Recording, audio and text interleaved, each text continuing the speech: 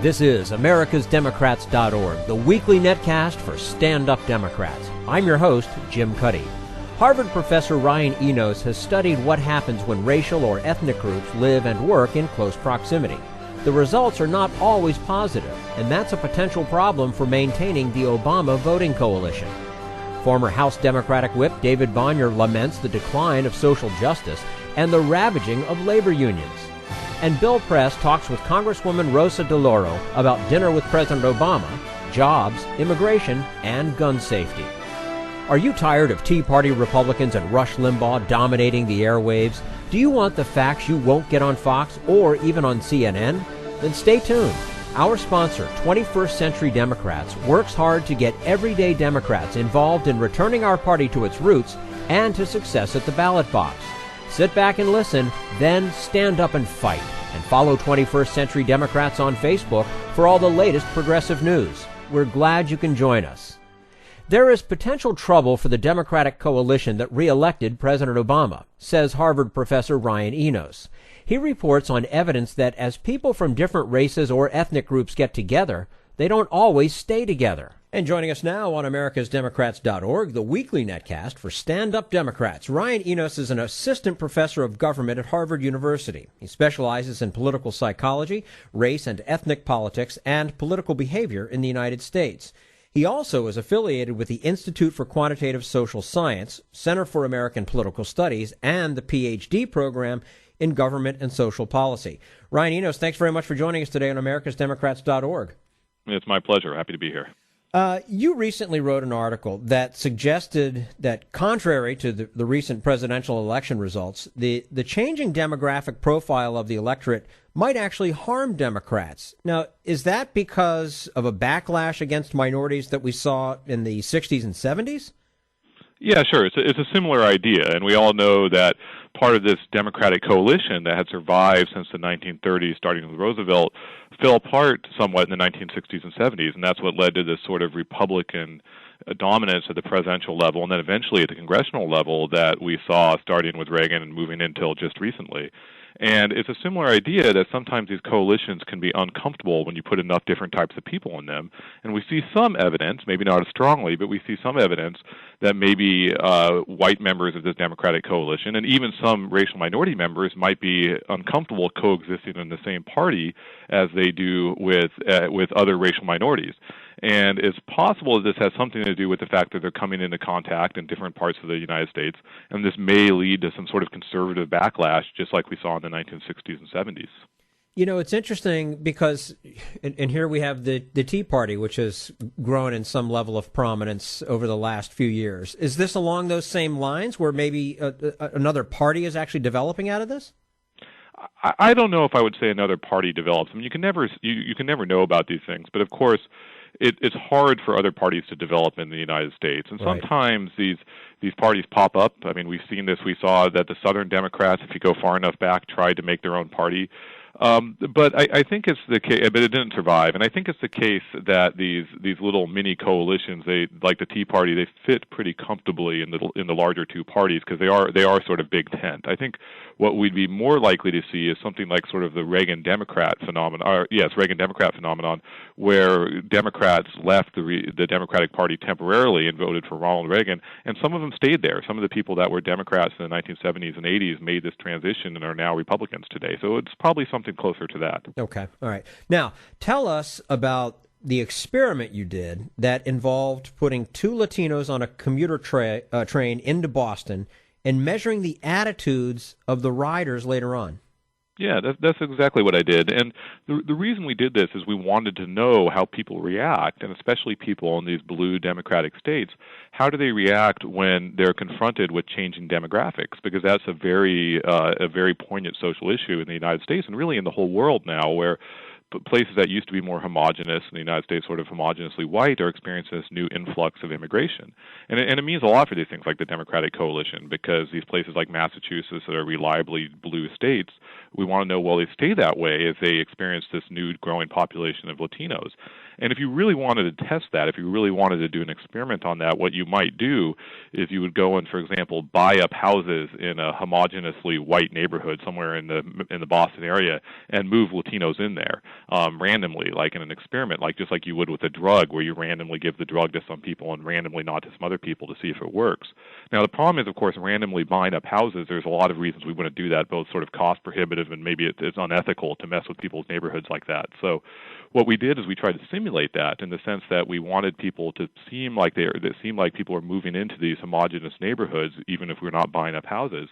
So I took Spanish-speaking people that worked for me. We call them experimental Confederates, and these are Spanish-speaking Confederates, and we moved them in to these neighborhoods by putting them on the train stations, these train platforms out in the Boston suburbs, every day at the same time over an extended period of time. And since there are these train platforms that these commuters ride into Boston, they see them the same time at the same time every day, just like they moved into their neighborhood, because the people tend to ride the same train all the time.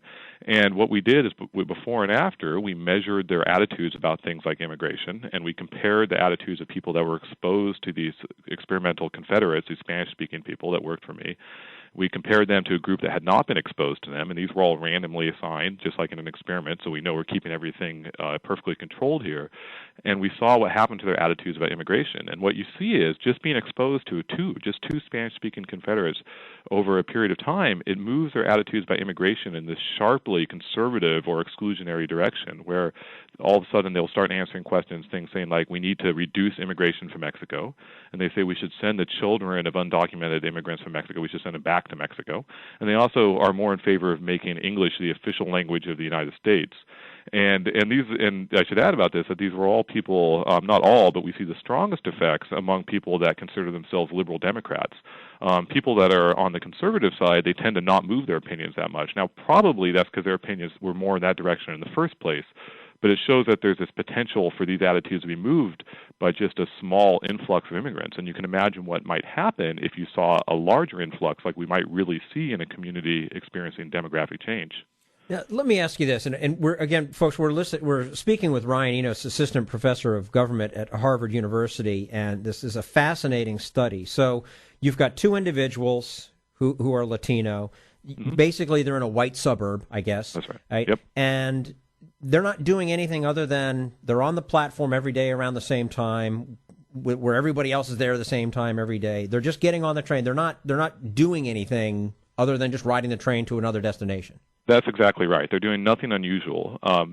Part of the keys to this is they were blind to what they're doing, and that's one of the keys to good research, is you don't want the people that are doing the experiment to know exactly what's going on, because they might act unusual. If we told them this is part of a study about immigration, they might think, oh, I'm supposed to act a certain way. So they actually were just told to go ride the train, and they're going to be paid for it.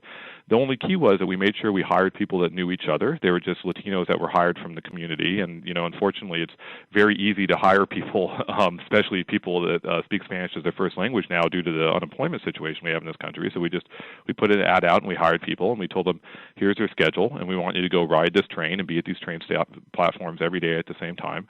And since they were people that knew each other, and that was one of the keys, our assumption was that they would speak Spanish to each other because that was their first language. And of course they did. We occasionally had people go out and monitor them to make sure they weren't doing anything unusual and that they were just riding the train like everybody else. And that's what they did. They waited for the train. They spoke to each other just like a pair of English speakers might, or anybody else riding the train. And they got on the train and they rode it to their destination and didn't do anything that anybody should necessarily find threatening or unusual, other than the fact that they were people speaking Spanish where usually people are speaking English. And that's enough to sway decisions. Wow, that's something. Yeah. Now, in the article we referenced, you say Boston is often cited as one of the nation's most liberal regions, but it's also notorious for a history of white animosity to minorities, and perhaps this is supporting that.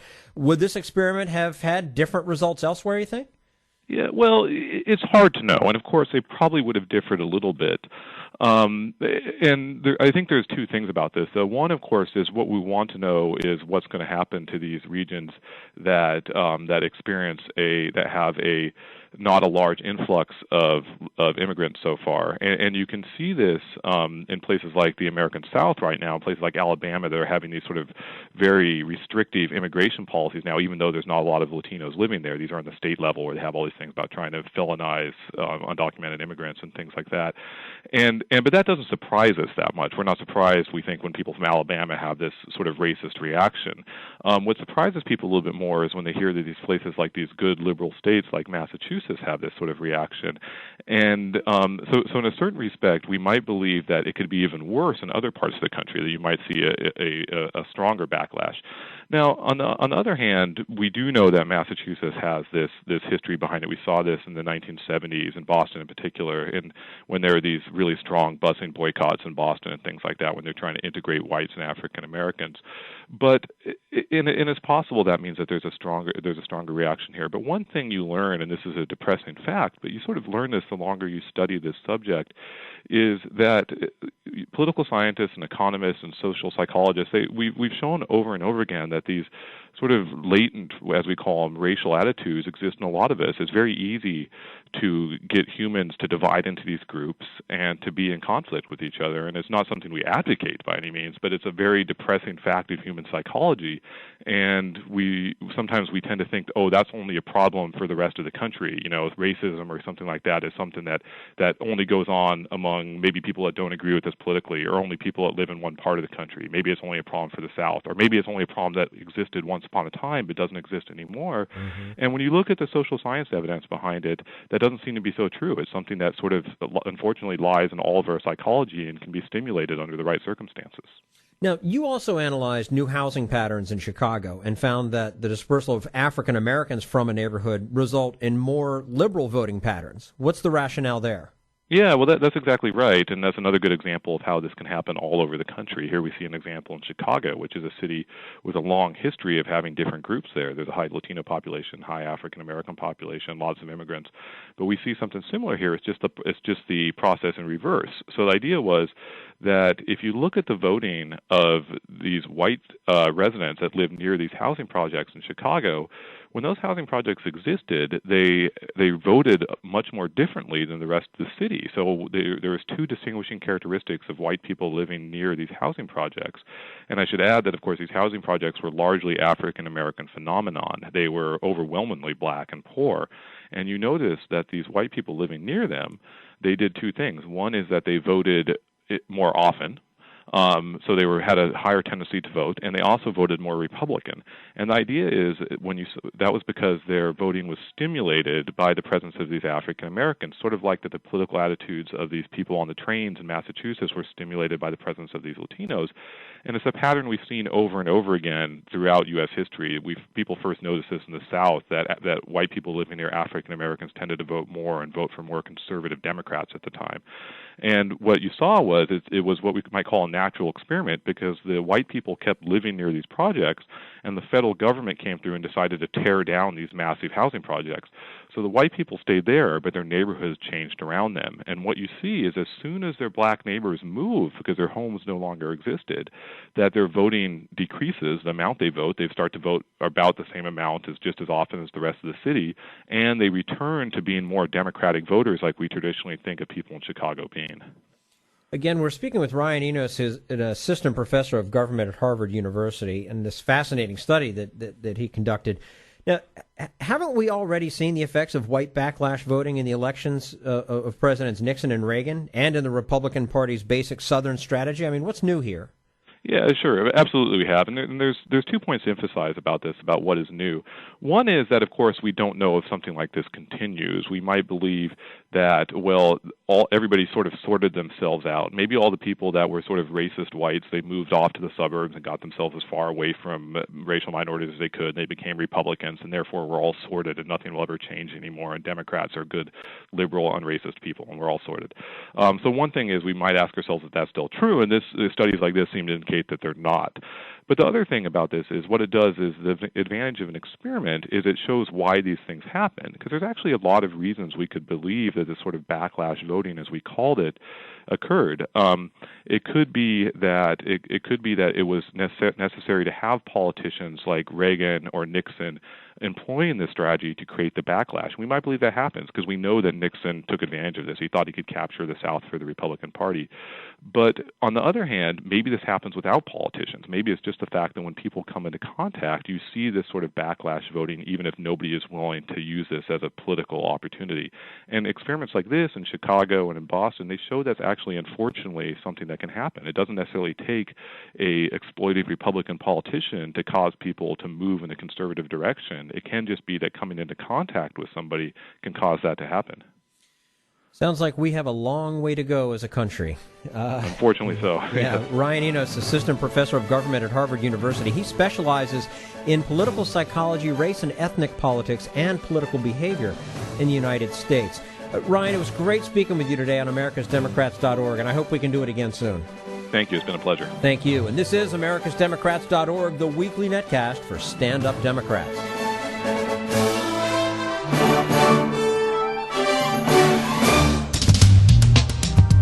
We want you to sit back and listen, but we need you to stand up and fight. Do you want to get involved and help get our party back to its roots and to success at the ballot box? You can make your contribution to Democrats for America's Future and help us keep this show going and to elect Democrats who will stand up for democratic principles.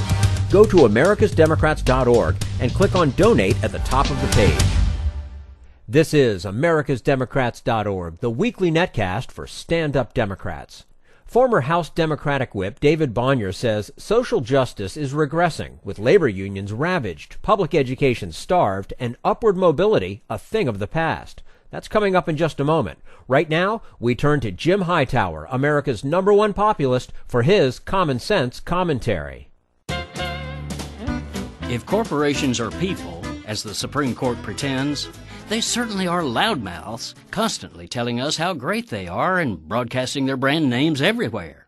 Amazingly, though, these corporate creatures have suddenly turned demure, insisting that they don't want to draw any attention to themselves. That's because, in this case, corporations are not selling, but buying, specifically trying to buy public office for their pet political candidates by funneling millions of corporate dollars through such front groups as the U.S. Chamber of Commerce. In turn, the corporate fronts use the money to air nasty attack ads that smear the opponents of the pro-corporate candidates. Why do corporations need a middleman? Because the ads are so partisan and vicious that they would appall and anger millions of customers, employees, and shareholders of the corporation. So, rather than besmirch their own names, the corporate powers have meekly retreated behind the skirt of Republican political outfits like the Chamber. But don't front groups at least have to tell election authorities who's really behind their ads? No. Thanks to the Supreme Court's infamous Citizens United edict in 2010, such groups can now pour unlimited sums of corporate cash into elections without ever disclosing the names of their funders. This dark money channel has essentially established secret political campaigning in America. This is Jim Hightower saying that's why shareholders and other democracy advocates are asking the Securities and Exchange Commission to rule that the corporate giants it regulates must reveal to shareholders all political donations their executives make with corporate funds. After all, that's shareholder money the executives are using to play political games. It belongs to all shareholders, not just a few CEOs. For more information and action, go to www.commoncause.org. Need an antidote to the progressive blues? Want some good news about how grassroots folks are rebelling against the corporate powers and winning? Well, here's an easy-to-swallow pill for you, the Hightower Lowdown. Hightower's monthly newsletter will give you the lowdown, even as it lifts you up. It's 4 pages a month, jam-packed with facts you can use, actions you can take, and Jim's own Texas humor, all for only $15 a year. To become a lowdowner, go to hightowerlowdown.org. This is americasdemocrats.org, the weekly netcast for Stand Up Democrats. David Bonior was the longest-serving elected party whip in the history of the House of Representatives. Now long retired, he has some suggestions on how to improve the place, including a change of heart on term limits. And joining us today on americasdemocrats.org, the weekly netcast for stand-up Democrats, former Democratic Congressman from Michigan, David Bonior, was the longest-serving elected party whip in the history of the House of Representatives from 1991 until his retirement at the end of 2002, when he founded the nonprofit advocacy organization American Rights at Work. The organization is dedicated to promoting the freedom of workers to organize unions and bargain collectively with employers. Congressman Bonior, thanks very much for joining us today on americasdemocrats.org. Nice to be with you today. Your tenure in Congress from 1977 to 2003 was marked by a passion for social and economic justice. Given Republican control of the House, things don't look so good now, do they? Well, they don't look very good right now. There is a lack of not only passion, but just basically a lack of attention, just particularly to the questions of economic justice in our country today. The gap of income between those who have and those who don't has just increased markedly over the last decades, but particularly and significantly over, I would say, the last 12, 13 years. And that's created the disparity that's, I think, been part of the problem that we're having now, trying to work our way through this great recession that we're in. It's really sad that the government of the United States doesn't step up and address some of these really basic economic issues that center around inequality, and which are really, I think, to some extent at the core of the general malaise that we have in the economy today. Has the gridlock in Washington diminished the power of the presidency, say, compared to the strong leadership exhibited by FDR, LBJ, even Ronald Reagan? I think there is gridlock in Washington. I think one of the reasons, I'll give you a couple of reasons. One, I think there's gridlock in Washington today because the rules of the Congress as an institution are broken, don't work. The Democrats actually had a chance at the beginning of the session to get rid of the filibuster. They did not do so. They modified it, but not enough. And as a result, you've got a democratic situation which is ruled by the minority, not the majority. So you need 40% can basically hold up the actions of the United States Congress, and that's not what our forefathers and foremothers had in mind, and it's certainly not what makes government work. And so it's really hard to get things done when you're dealing with a supermajority requirement. So that the rules have to change. The rules have to change in terms of campaign finance and how people are elected, because we have basically a pretty corrupt system today in Washington, D.C., and in this country in terms of elections of officials at the federal level and to some extent at the state level as well. It's a bad, bad system. And that's not going to happen, and that's not going to change until the courts change their tune on it, and I don't see that happening in the foreseeable future unless the makeup of the court changes. So, and then of course you've got the problem of leadership gridlock, and that can be overcome with a strong presidential leadership. And I think while the President Obama had some success over with the health care issue, not as far as most of us wanted to go, or he wanted to go, but at least we got it, and a few other issues. He's still not been able to use the bully pulpit in the way that I think, for instance, FDR and LBJ and others did. So the question then becomes is what does he do about that in his second term? He's making efforts right now to reach out to Democrats and more specifically Republicans to get them to be supportive of his program on immigration and a few other things. And I think that's terribly important. We're speaking with former Democratic Congressman from Michigan, David Bonior, who's also more recently founded the nonprofit advocacy organization American Rights at Work. Why can't Democrats be as unified as Republicans? It seems that Republicans who may not agree with every position of the leadership go along anyway, while Democrats who oppose the party always have to be mollified. And this seems to be hampering the president as well.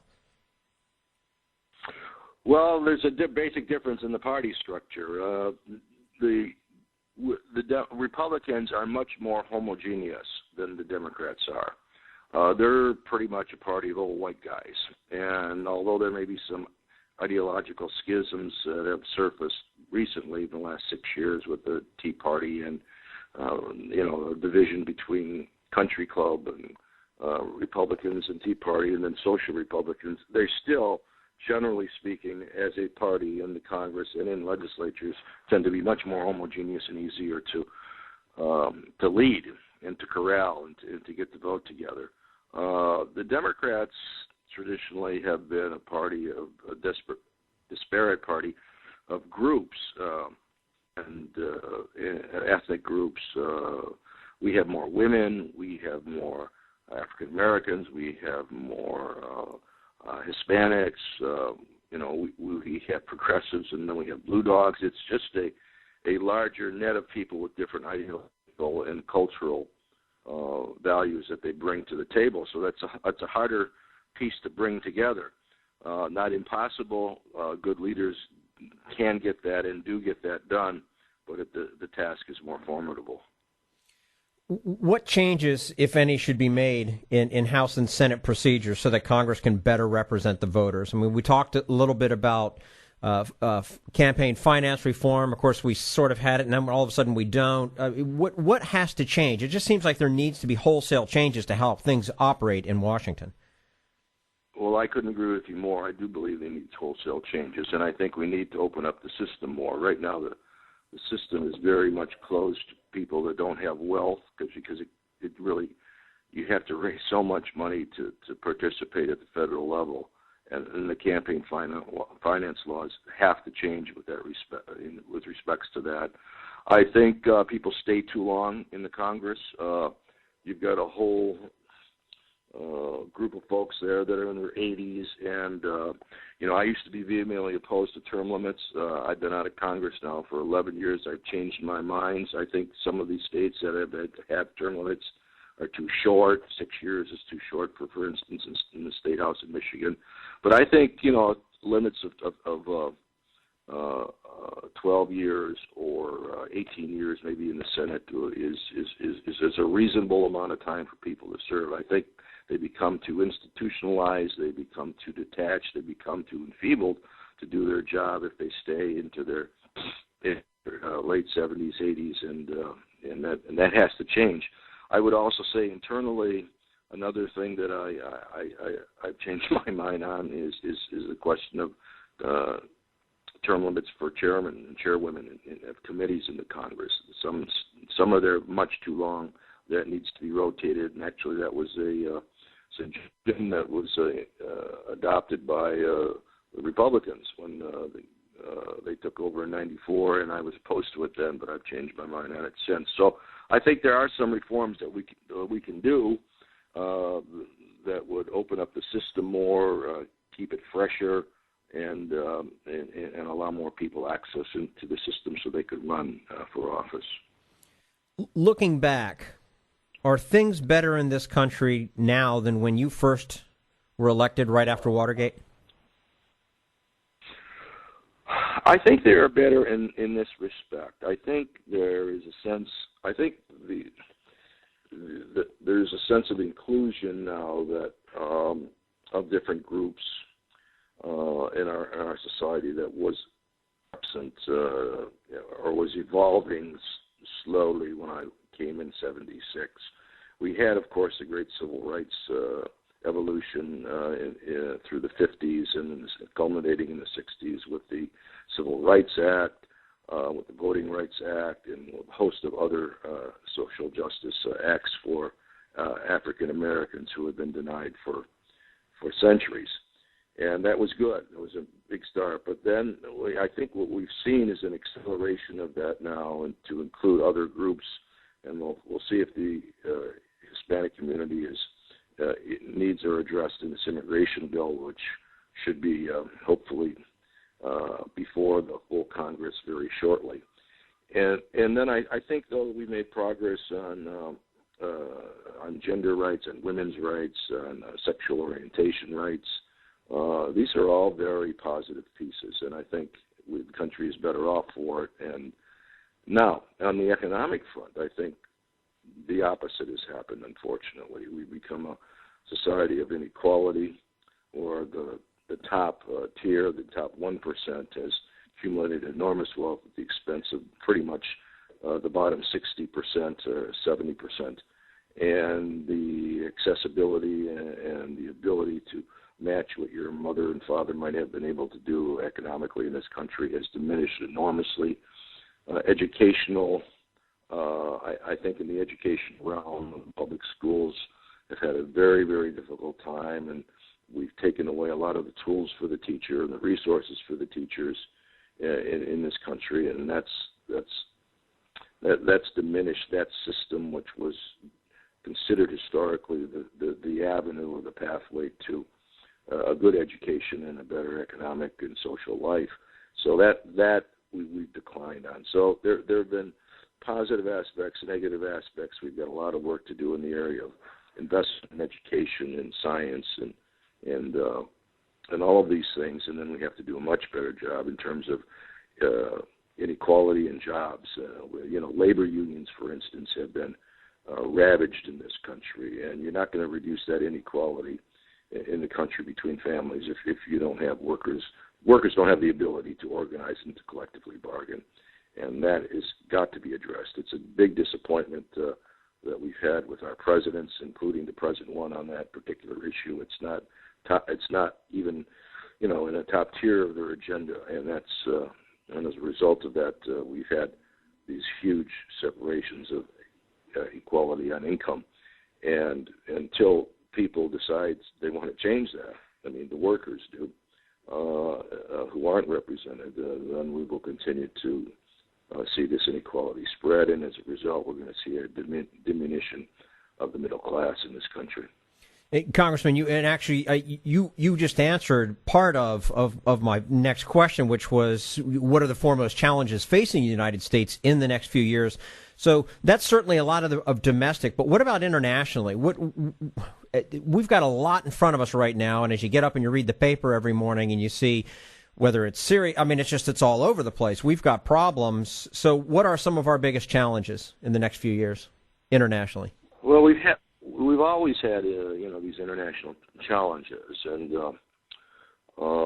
we've historically, if you get back at, for instance, terrorism, there's been spates of it over a course of history, and if you go back 150, 60 years, it was a spate of terrorism that ravaged the world and was centered primarily in Europe during the 1850 to 1900 period, and then of course you had the First, Second World Wars, and then of course our involvement in Vietnam and Korea, and then Vietnam, and then of course now Afghanistan and Iraq. It's been a succession of violent endeavors, some of which we should have engaged in, and some of which I think we were ill-advised to be involved in, Vietnam, Iraq, and from my perspective, Afghanistan.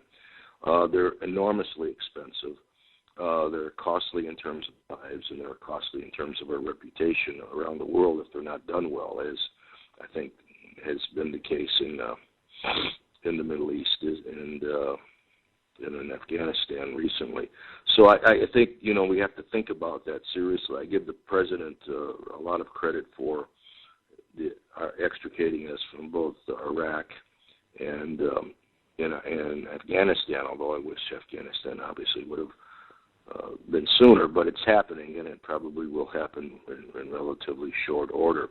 Yeah, we can't disengage from the world, but we also have to be very, very smart in how we engage, and too often our military options expand to the point that they almost bankrupt our budget system and our treasury, and to the detriment of our own domestic needs here at home. So we haven't done very well with that, and I think we need to do a much better job. Okay. Former Democratic Congressman David Bonior, also founder of the nonprofit advocacy organization American Rights at Work, joining us today on americasdemocrats.org. Congressman, thank you so much for your time. We look forward to speaking with you again soon. Pleasure. Thank you. And this is americasdemocrats.org, the weekly netcast for stand-up Democrats.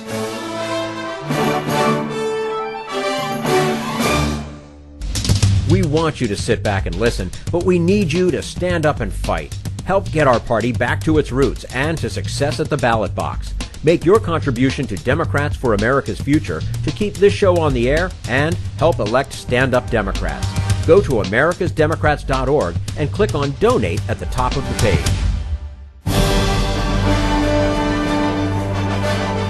This is americasdemocrats.org, the weekly netcast for stand-up Democrats. And now, Bill Press and his guest, Congresswoman Rosa DeLauro, who talks about a meeting between President Obama and House Democrats. This is the full court press here on Current TV and on your local progressive talk radio station. Brought to you today by, coming to you live from our nation's capital, brought to you today by the National Education Association, the good men and women, teachers of the NEA under Dennis Van Rokel, their president, creating great public schools for every student in America. You bet they do great work, and this is Teacher Appreciation Week, and so we're all the more grateful for their support for this week, and so grateful and so pleased to welcome back to the studio a neighbor on Capitol Hill and a good friend representing the people of Connecticut, particularly New Haven, here in the United States Congress, the Honorable Rosa DeLauro. Congresswoman, nice to see you. Wonderful to see you. Good morning. We are so honored that you had dinner with President Obama last night and breakfast with us this morning. How's Amen. that? Listen, what could be better? I hit the jackpot. No, we hit the jackpot. So what'd you have for dinner? Well, we had several choices. The food was very good. Lobster? Did you get the lobster? No, I did not. No. But was that offered? There was, yes, I think there was a lobster thermidor, and I think there was a lamb, which is what I had with vegetables and so forth. So it was really. And it's just about 8 of you, right? 8 or 10 of us. With the president? With the president, and you know, it really is quite an extraordinary experience. I think I have to say to myself, my background, the daughter of an immigrant family whose family could dream that her daughter would serve in the United States House of Representatives, last evening having dinner with the President of the United States. But it was it was informal. Yeah. Which was great, and everyone gregarious, and the president, he engages. So it really was an excellent meeting, and to be able to meet in that small an effort to talk about, the challenges that we're facing. What did you talk about? Well, primarily the issue is jobs. And how we move to create jobs, and how to get our economy back on track, and look to long-term growth. And what are the ways in which we can do that? President talked about his initiatives with infrastructure, interested in moving forward in that area. And you know that's an issue that is near and dear to my heart. I've introduced the National Infrastructure Development Bank over the years, but looking at a way to put us on a path to growth. And obviously, in order to do that, one then talks about budget issues and his sincerity in trying to find the common ground that's necessary with our colleagues on the other side of the aisle to move forward. And we talked a little bit about that. We talked also about some of the issues that have come to the fore in addition, and primarily, he started with jobs and job creation, as did Leader Pelosi and our whip Steny Hoyer, about that needs to be our central focus. But in the meantime, we do have other issues. The issue of gun violence. I was going to ask you whether that came up. Yes. You from Connecticut, we've talked about that, Newtown. Right. And I thanked him. I thanked the president, really, the care that he has taken and the time that he has devoted to Connecticut and to the families in Newtown. We were so much appreciated. And I mentioned to him just a week ago, I was at an event in New Haven on behalf of the Clifford Beers Clinic, which deals with mental health issues and children.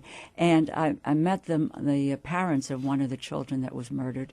And I just said to her, "How you doing?" And she said, "Today's been a better day." So it's day by day. There's still the emptiness and the tragedy of that, and he's been focused on that. Also present last night at the meeting was our colleague Mike Thompson of California. It was Leader Pelosi charged with a task force on gun violence prevention, and he's done an outstanding job with a piece of legislation which actually mirrors what was done in the Senate with a Manchin and Toomey, and has about 130 co-sponsors so far, which is, you're a student of the institution, which is, really outstanding. And but when Mike is going to be in Connecticut tomorrow morning, and I'm going to go up later today, and he's going to do at the behest of our colleague John Larson. He's going to do a hearing in Hartford, and going to be there for that. But Mike has such credibility on these issues because he is a hunter. He served in the military.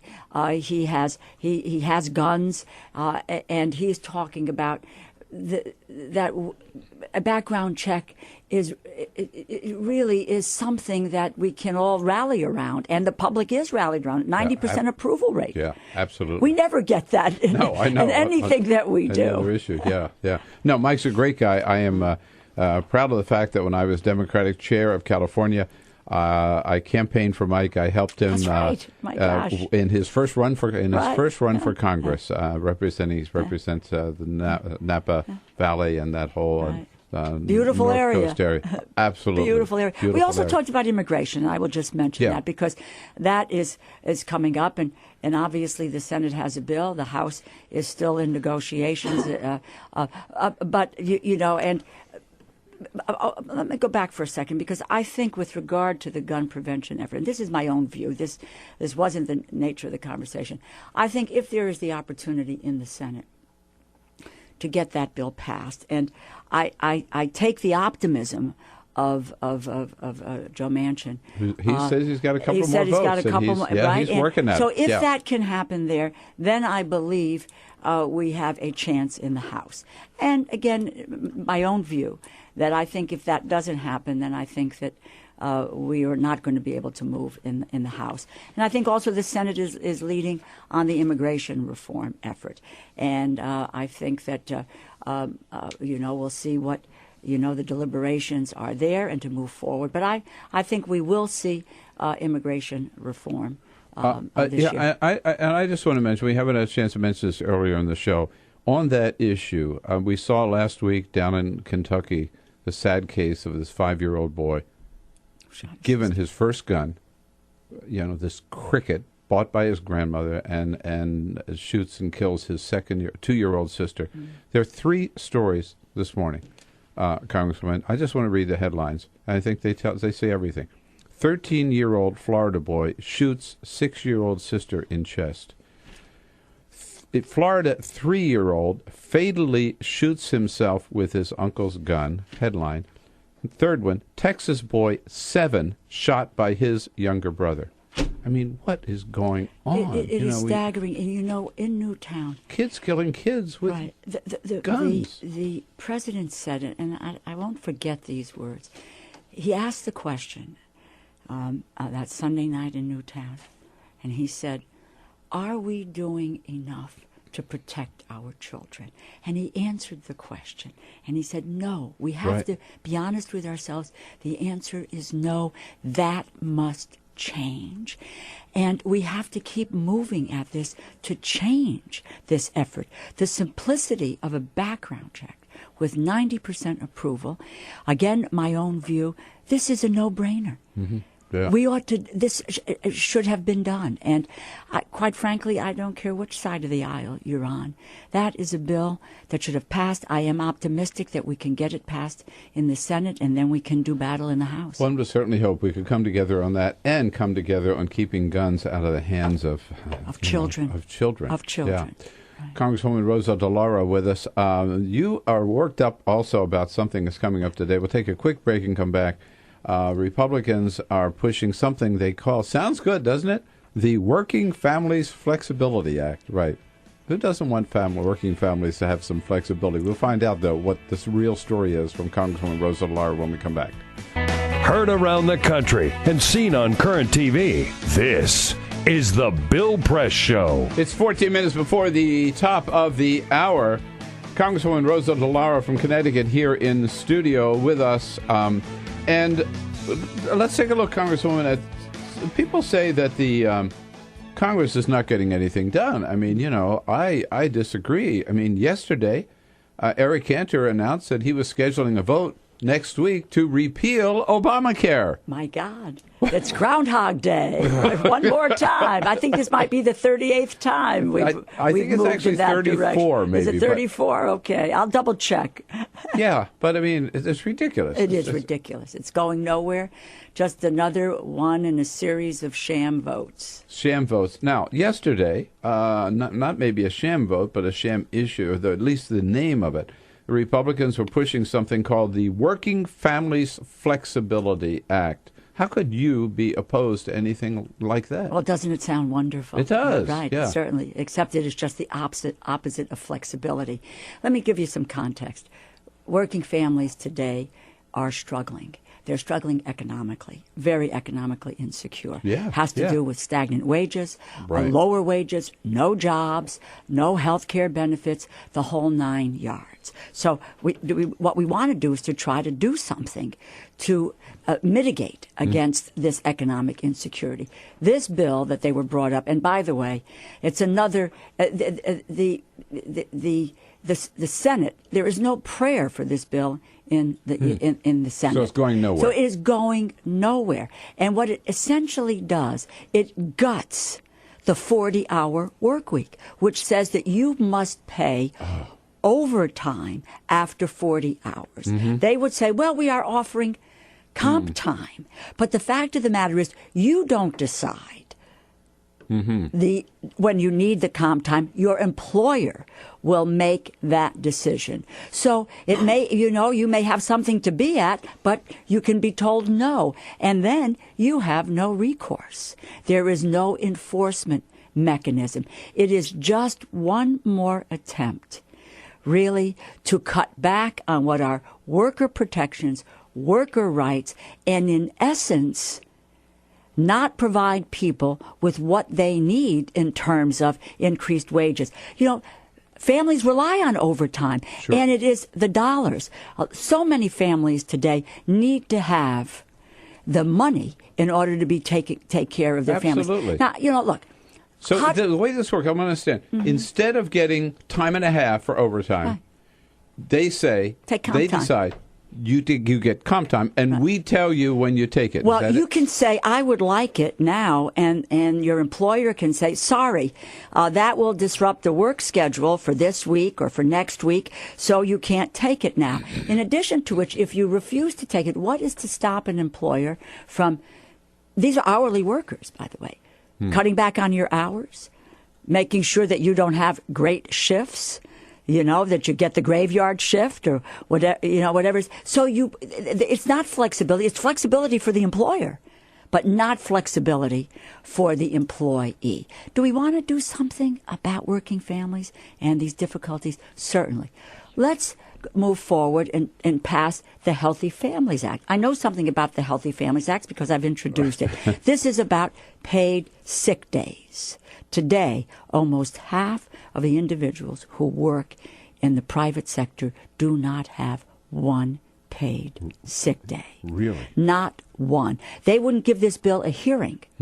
So you want to do that? It is up to 7 days. You earn it. It is not a month, and that you can take care of a sick child, take care of yourself, an ailing a relative. But they refuse to look at this piece of legislation, and it makes workers more productive. The studies show that it is good for businesses to be able to offer this effort. They also want to do something. Minimum wage. Do you want to help working families today? Increase the minimum wage. Do you want to help working women today? Make sure that we have pay equity and that women are paid for the same job, the same pay that a man receives. Many ways in which to address the issue, not one that would remove that 40-hour work week and overtime pay. And did this pass the House? It passed the House.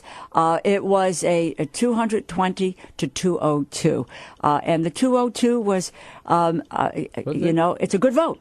Yeah. It's a good vote. It's not a good vote if you don't win, but it's 202. And that means that there were some Republican members who crossed the aisle to vote with us because there are only 201 Democratic members. So there were a few Republicans who voted. You mentioned that you got some Republican votes for this. You mentioned that Mike Thompson has picked up a very impressive number of signatures on a Joe Manchin, Pat Toomey kind of background check in the House. Mm-hmm. Is there any bipartisan effort in the House on immigration reform? Do you see any hope there? Well, there are negotiations that are ongoing, even as we speak, and they were there, over the last several days. And it is, 4 Democrats, 4 Republicans coming together to address the issue.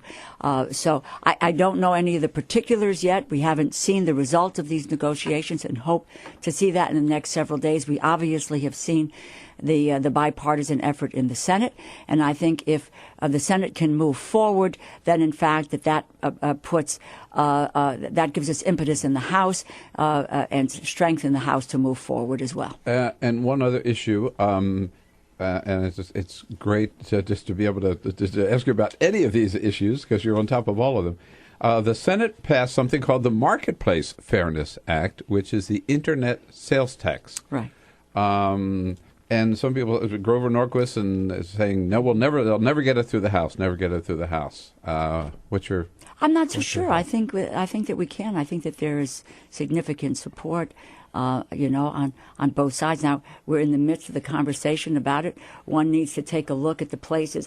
I'm supportive of the effort. I believe that it is going to pass. I think we have to be mindful of the uniqueness of some of the businesses that are out there to make sure that their needs are taken care of and that we're not putting people out of business. But my sense is that there is support in the Senate and passed in the Senate, and I believe it will pass in the House as well. All right. Congresswoman, it's great to have you here. Thank you so much. Again, congratulations. I'm glad you had a good time last night with the President. Share the stories with us this morning. It was fun, right? It was. Always a thrill. And when I believe that is no longer there, then it's time for me to leave the House of Representatives. Exactly. And you're welcome here anytime. Thanks so much for coming in. Thank you very much. Congresswoman Rosa DeLauro from Connecticut. You can follow her on Twitter, by the way, at Rosa DeLauro. There you go. It's as easy as at Bill Press Show. That's all for AmericasDemocrats.org. Thank you to all who made today's show possible. Ryan Enos, David Bonior, and the entire Bill Press team. And thank you for listening. If you liked what you heard, please get involved in our efforts to keep this show going and to elect Democrats who are bringing the party back to its roots. Go to AmericasDemocrats.org and click on Donate at the top of the page. And be sure to find 21st Century Democrats on Facebook. For AmericasDemocrats.org, I'm your host, Jim Cuddy.